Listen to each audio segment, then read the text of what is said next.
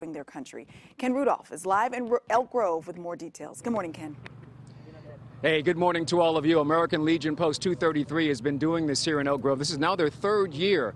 Just making sure they get the awareness out there to make sure that we appreciate and understand the sacrifice and the price paid by a lot of our veterans here on Memorial Day. It's all about memorializing the individuals that we have lost. And you still have a chance to come out here because they won't start marching until 11 o'clock. You can get this waiver form. You can get it online, download it, fill it out, and come out here. You can get it out here and fill it out when you get here so you can take part in this great event. But we're standing by with two individuals from American Legion Post 233. This is Larry Sahota, the commander, and this is Jennifer Taylor, the president. Good morning. Or Turner, excuse me. Jennifer Turner. Good morning. How are you? Very good, thank you. Good morning. Thank you. Thank you. First, I want to talk about why you put this together to do this here to make sure that we honor the veterans in Elk Grove.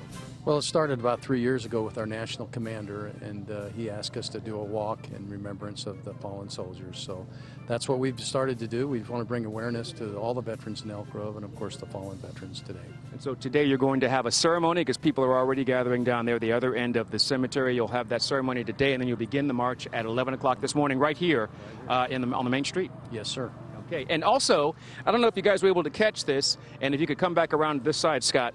I'm wearing the poppy that is right here in my lapel here, and Jennifer's going to tell us the story of what this has to do, the connection to Memorial Day. Good morning.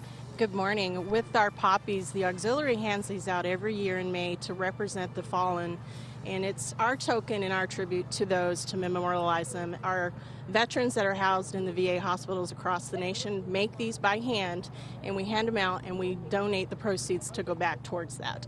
Now, there is a sordid history like where these come from. Yes. Where does this come from? It's based off of the In Flanders Field poem, and it represents the field where those that have died in World War I and the fields that laid the decomposing bodies, and the fields popped up with poppies.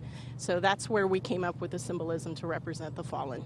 Thank you. I appreciate that story. I had heard that, and it's amazing how I read about it on the way, but then you made it a lot easier for me to understand and comprehend when you put it in that nice, easy to understand story. So they're going to have their ceremony coming up here this morning. Everything will start, and then the march will start at 11 o'clock. As I mentioned, you still have time to come down and get involved and show the proper way to pay tribute on Memorial Day. And speaking of that, when we come back here in the Manly Minute today, we're going to talk about 5 proper ways to honor the fallen on Memorial Day.